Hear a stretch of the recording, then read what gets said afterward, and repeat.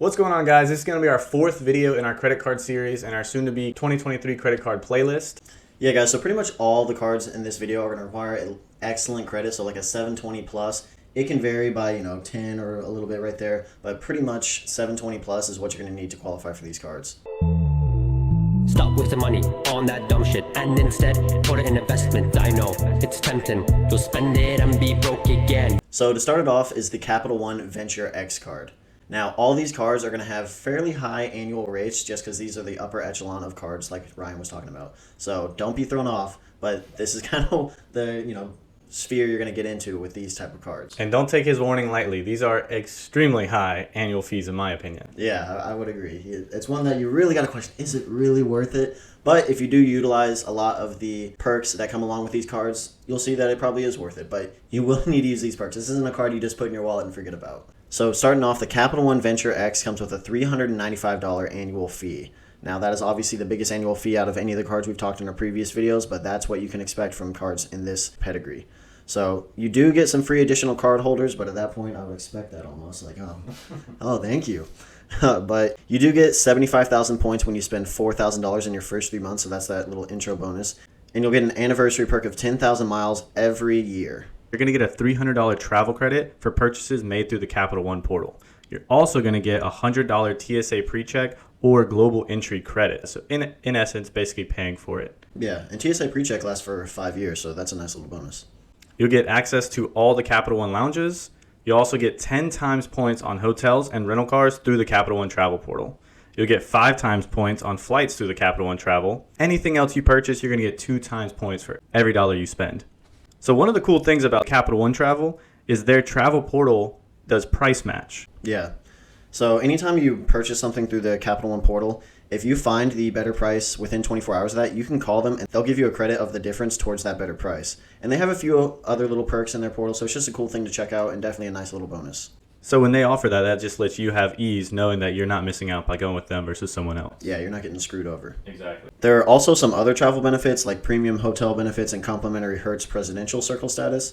Now, I can account to this. I have presidential circle status. It's not with this card and everything, but it's because I, have rented about 100 million cars by now. So that is a nice little thing. You get a lot of free upgrades with that. You don't have to go wait in lines and everything. You can just get your car immediately. So nice little side perk.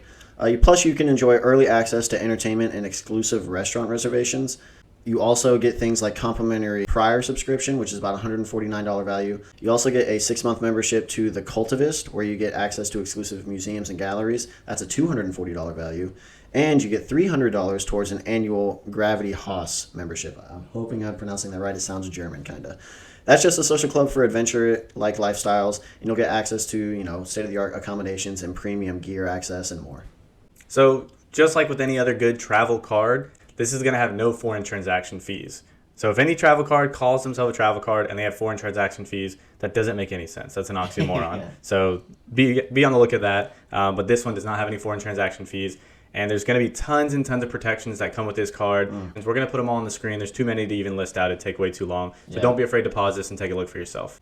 So our second card on this list is going to be the Chase Sapphire Reserve card. You typically hear about the preferred card, but the Reserve card is for those that want the extra benefits. They want a little bit more to their premium and the benefits. And this one definitely delivers, but it comes with a little bit of a slight punch. So just like the last card, this one you're going to need a minimum of 720. And when we say minimum, that doesn't guarantee your chances of getting it. Yeah. That's just the absolute bare minimum you're going to need to have. Mm-hmm. So with this card, there's going to be a $550 annual fee, and every authorized user you add is going to be an additional $75. So we joked about the last one being free. Yeah, no jokes here. They definitely don't give you that credit. Yeah, they're really like, oh, you're going to pay for this card. But maybe that's because they're confident in all the perks they're offering. You do get 60,000 points after you spend $4,000 in the first 3 months, and you get a $300 annual travel credit in reimbursements. You also get 5 times points on flights through the Chase portal after you spend your first $300, and 10 times points on hotels and car rentals through Chase after the first $300 spent.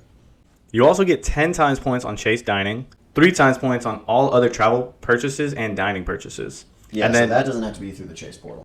And then you get 1 times points on everything else. You get the Priority Pass membership airport lounges, which I myself have never been to the lounges, but this sounds really cool. Just being able to say you have that membership, even if you never went, so that'd be kind of cool. I've walked into one before and they asked if I was a member, so I immediately turned around, but it smelled good in there. Everyone else seemed to be having a good time.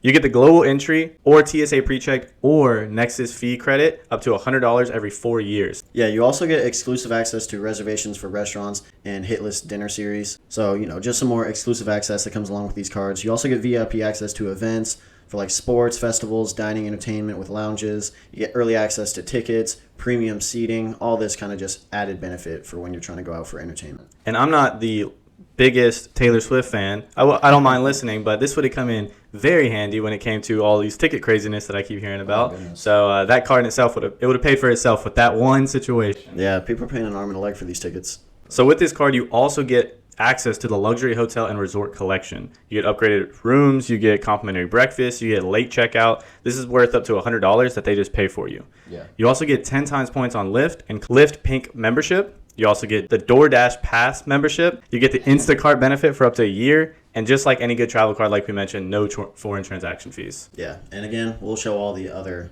stuff that comes with it, all the protections on the screen. Pause to read it because it'll probably be scrolling fairly fast.